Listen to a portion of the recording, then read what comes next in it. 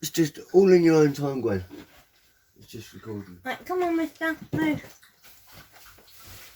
I'll What? do an intro. Well, just the best way to start is at the beginning and just tell everyone what you got, what you've been through.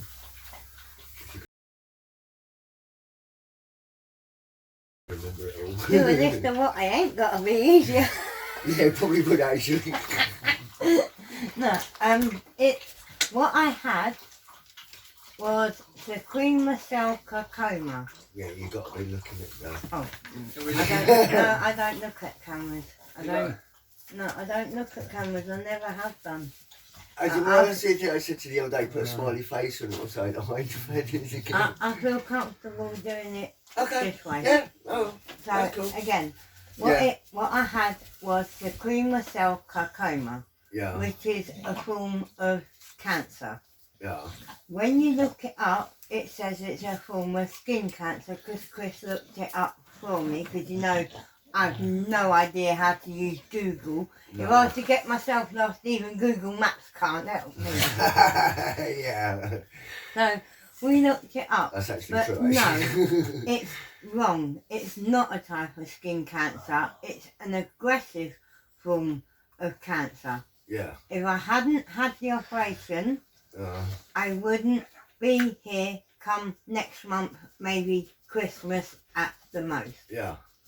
So I've had the operation, but through all the scans that I had, it had only showed up in 3 places, which was my cheek, my jawbone and my neck. But when they went in to take it out, they found that it was in my tongue as well. So I've lost half of my tongue. Yeah. I had to have the inside of my cheek cut out and re-grafted my skin graft off of my arm, which I've now got an infection in. Yeah. So I'm on a high dose of antibiotic. And on Wednesday, possibly, I may be starting my first dose of radiotherapy. If that doesn't work, I've then got to have chemo and radio together. But the way I'm looking at it is, I'm here, I'm still fighting to live another day.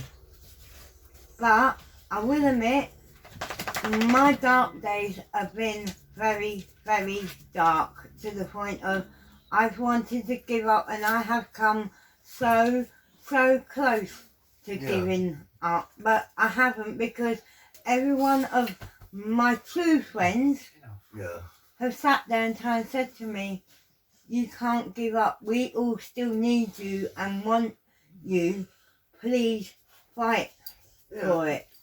But it's okay, you lot saying that. It's but they not don't feel you. like shit like you do. Yeah, it's not you lot that are feeling like shit on a daily basis. It's not you that's having to wake up on a daily basis wondering what shit you're going to be faced with today. Oh yeah. It's me. Yeah. Unless you're going through this, you won't understand what I'm saying, let alone what I am feeling. But, like I say, the positive that I can take from it is that I'm still here. Yeah. The only other downside to having it is where they've had to operate on my face. One side of my face looks like I've had a stroke. Yeah. I'm struggling with my speech now that they've had to cut some of my tongue away, because that'll never grow back. No. I agree. And I'm paralysed down one side of my face, and my food, I can't eat normal food like you lot can, like pizza, chicken and stuff. Yeah. All my food has got to be blended so that it looks like baby food, but half the time it looks like something that my dog would leave me when it's got a bad belly. Yeah. So at the minute, because I can't tolerate my food looking the way that it's looking, I'm living off of milkshakes. But that's like Nesquik and milkshakes that the doctors have prescribed Yeah, protein for me. shakes and all Yeah, that, so that and the other positive that you could take, but most people probably wouldn't see it, because in some ways I see it as a positive, and another way I see it as a negative, because not having the money to replace it, I've lost shitloads of weight. I've got no clothes that really fit. Everything that fits me now looks like I'm wearing a runaway tent. Oh yeah, that's like I said to you when I saw you coming down the hallway at me, and it's like you should turn the legs. It's like her legs are more like mine now than the fucking. I'm walking around it, Oh, even though I've gone to Primark and picked up a few of their cheap items, because the weight is just dropping off me. Nothing is fitting me. Like I said, half of my clothes now look like I'm wearing tents. Yeah. So. This is all over. At least you got to get It's not. You tart. It's never gonna be over until after I find out if I have to have the chemo. If I only have to have the radio, I've been extremely lucky. Right. But if I have to have the chemo and the radio, then I haven't been as lucky as we had thought that I would have been. But the radio, the reason that they're doing it is because when I had the MRI scans and the CT scans, it had only showing up in my cheek, my jawbone and my neck. I've got some of my jawbone missing. They reconstructed it with something that feels like plastic. So my face is lopsided as well. That's due to the paralysis. Yeah. And I've had to lose the lymph nodes and the glands out of the right side of my neck, which is the side the cancer was on, because of it being in my neck and being in my glands and my lymph nodes. They told me, even with the radio and whatnot, there's a chance that it can come back, but because I've quit smoking, I've given myself more of a chance of it not coming back.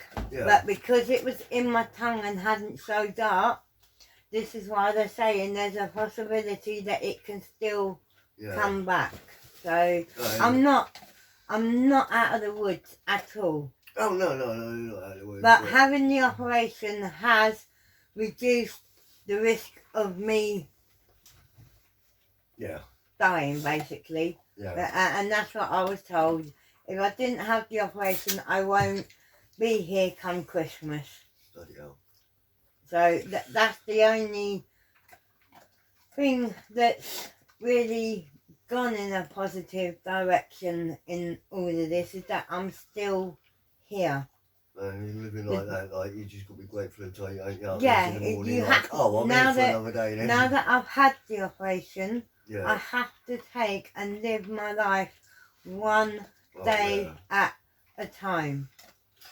I'm never going to be normal, if you can define what normal actually was. There is a fucking normal I wasn't normal in the fucking first place. We know that. You know, so yeah. Abnormal, maybe. Abnormal? Mate, I was intolerable of normal. Intolerably normal. I know abnormal is just the opposite to normal. Yeah. No. There was no normal about me. Oh, we know that. There's no normal about me. The Campbell Centre didn't want me. Hell doesn't want me. Heaven doesn't want me. So, yeah. Where's the normality in any of that? There's none. Yeah, that's true. There's no normality in any of it. But I will try and keep you updated on what's happening with my treatment as best I can, because at the minute I've no idea what I'm looking at, let alone what I'm gonna go through, because this is my first time of having to have this kind of treatment. Yes, I've had cancer before, but because it was treatable with laser, I didn't have to go through any of this. Was that in the same place or a different place? No, my first bout of cancer was cervical. Oh, right, okay.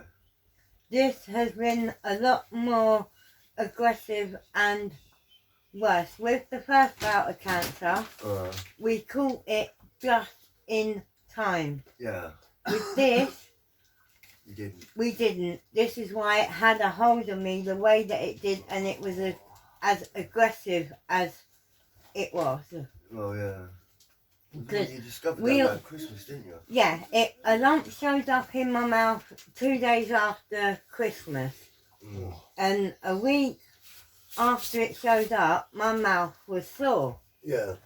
So lucky enough, I had an appointment with my doctor on the 21st of January. Because I had to go through a form with him for vulnerable patients and everything. And I showed him the lump, and he said to me, I'm doing an urgent referral. I strongly suspect that you have cancer. Now, before I even saw my doctor, I knew something wasn't right with me. I wasn't. You just know when something's not. Yeah. I wasn't myself. I was constantly tired, didn't want to go anywhere, didn't want to see anyone. Yeah. Didn't even want to eat. That's how painful it was. Yeah. So, and he got me referred by the 1st of February. I was seeing a consultant at Milton Keynes maxillofacial clinic. Yeah. By the 3rd, I'd gone into the treatment centre, had my COVID test. A day later, I was in and had my biopsy. By the 17th of February, is when I was told that I had cancer. And then from there, I was transferred out of MK General's care to Northampton General maxillofacial department under the consultant of Dr. Suller. And it was a week before my operation that he told me if we don't do the operation now, it's game over. Yeah. Basically, I had a death sentence hanging over me. I still have. That's never going to go away. Regardless of whether I go into remission or not, that death sentence is always going to be hanging over my head.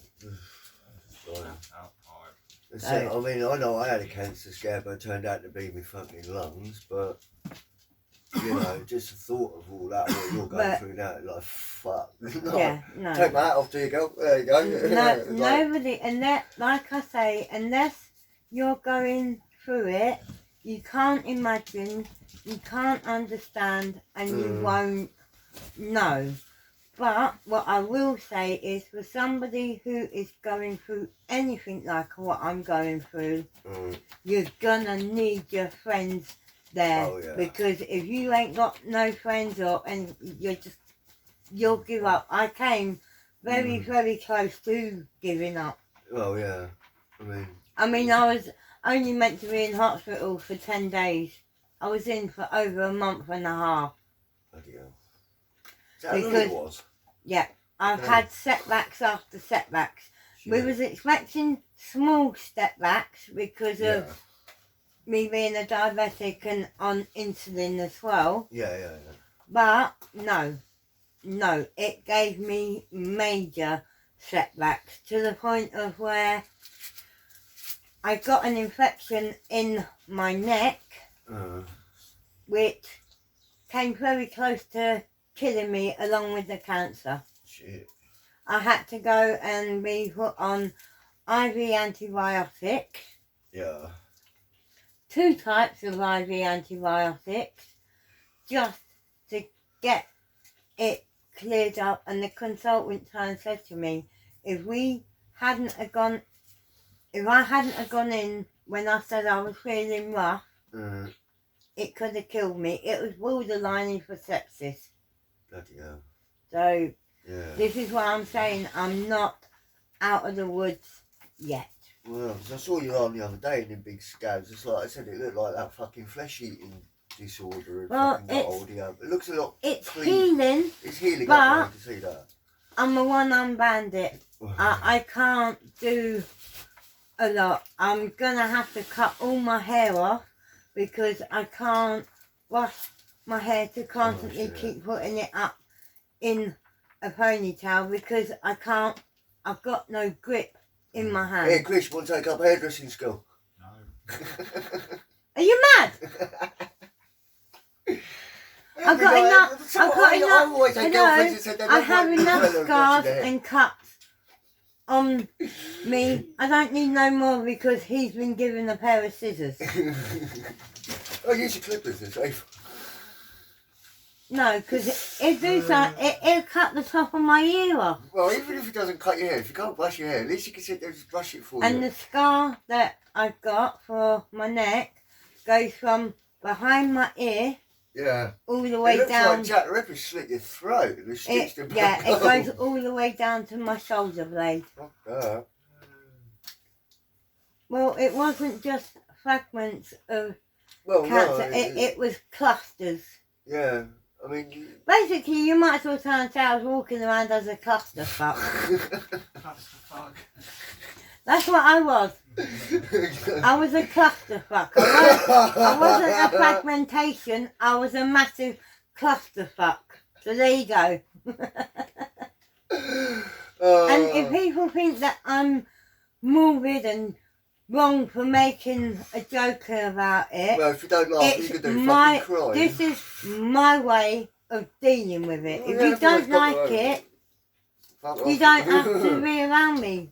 You know where the door is. Walk out of it, but don't walk back through it. Well, yeah, it's mine's like that's like you say. You really find out your true friends. Yeah, are. you do.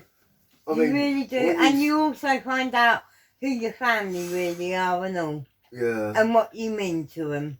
Yeah. So.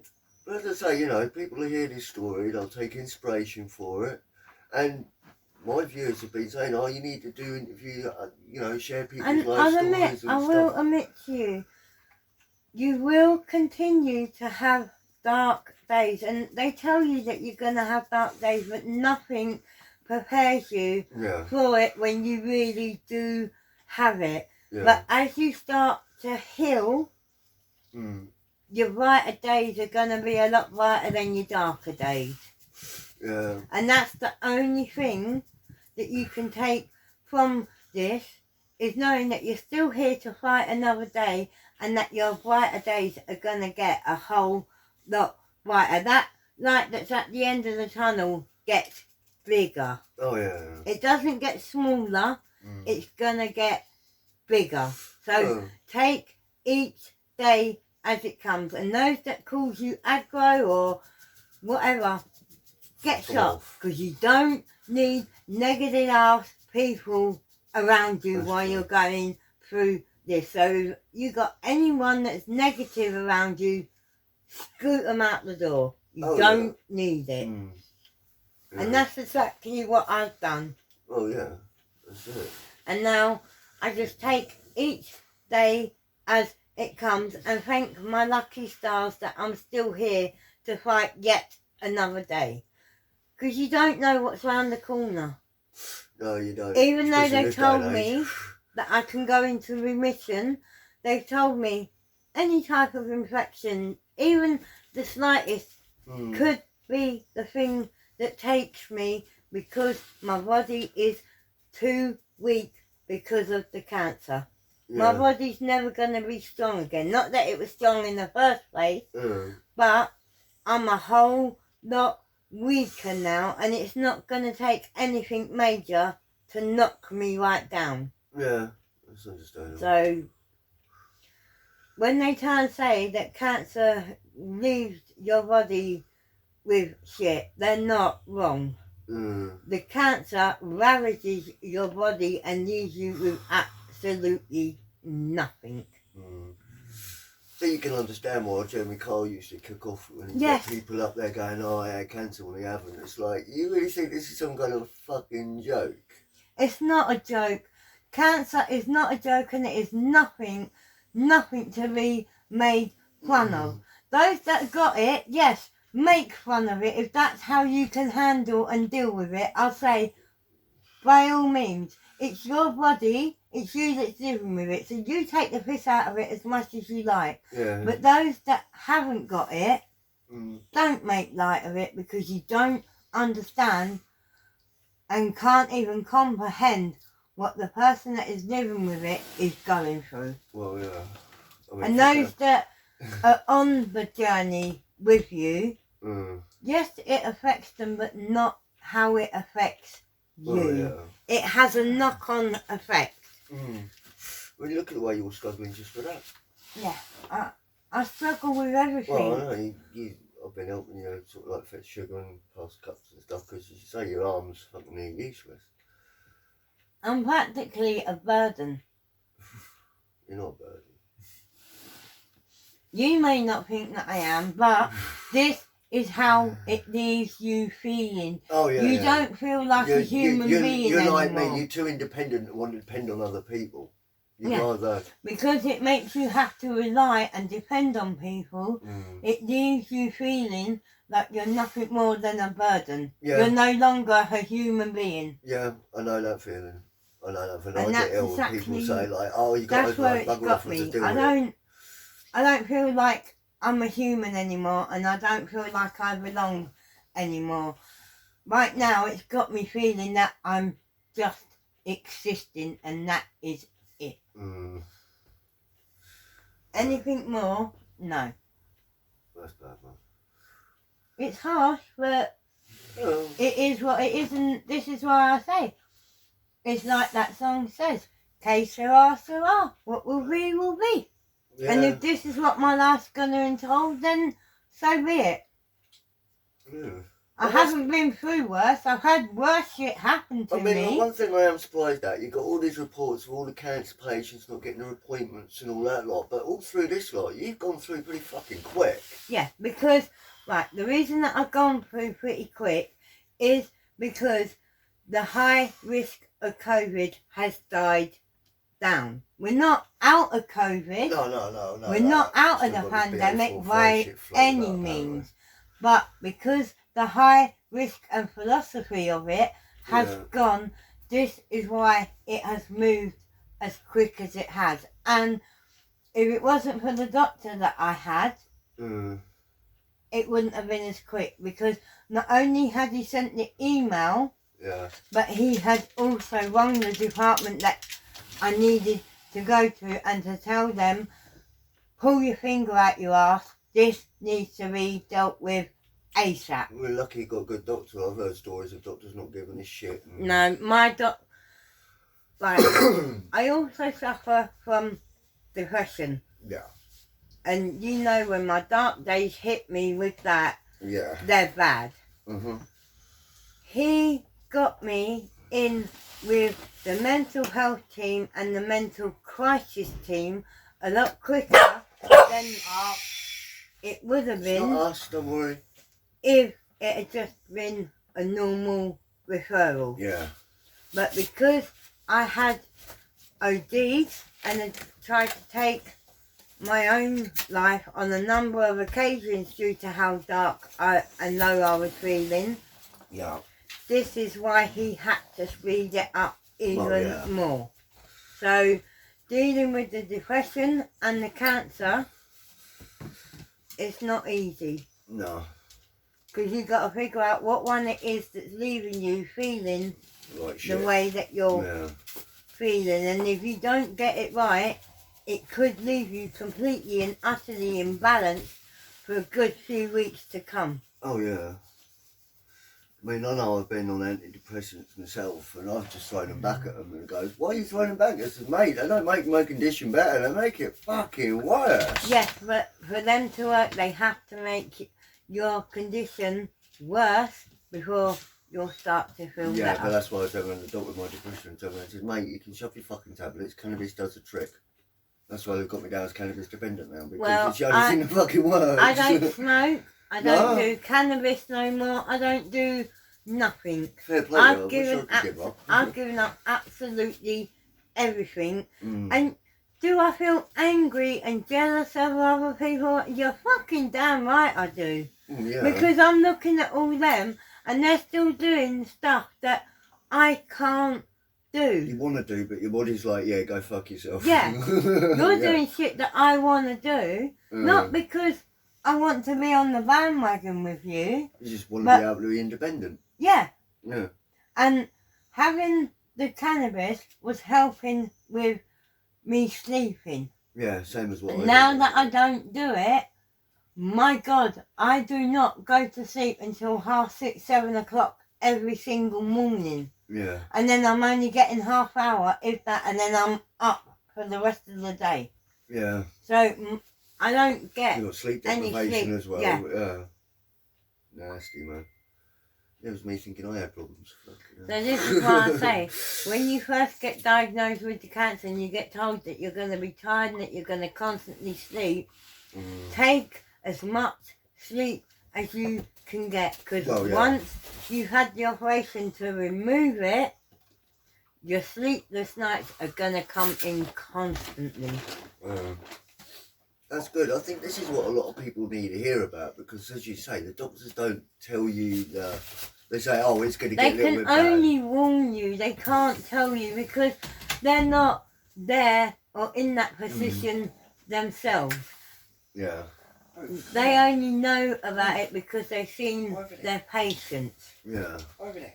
So they can try and say, oh, I can only imagine, I can only advise, blah, blah, blah. They don't know. You don't hear about, like, you know, you got Alcoholics Anonymous groups and all that lot. You don't hear about cancer groups where people go and talk to each other about it, do you? Because there is none. No What one is wants that? to talk about it. Because I know it's a everyone- bit taboo, but fuck off in this day and age. it is, it's like being gay, bisexual. It's still a very taboo subject. Gay, babe, they're out there flying the fucking flag and Yeah, all those but- fucking well. It's just like, It's still a Some taboo people. subject. Not everybody will talk about it. what's wrong with this world? If you don't talk It's- about it, you don't know about it. The world's too fucked up for It's its still own good. football. You tell me. Oh man. We're a bunch of focuses. Oh, fuck off because they're Because you're stupid. stupid. Yeah. I know. It's like Jesus. Or just use the phrase that I use. Chris. Fuck Fuck it. it, Shit happens. You live and learn. Shit happens, yeah. Right, well, I think we'll end that there because we've Yeah. got a good what? There's not anything 27 more that minutes. you can say about it. No. Well, thank you, Gwen. And as I say, I hope everyone appreciates the story. And as I say, we'll keep you updated on Gwen's progress and what have you. So we'll see you in Gwen's next update video.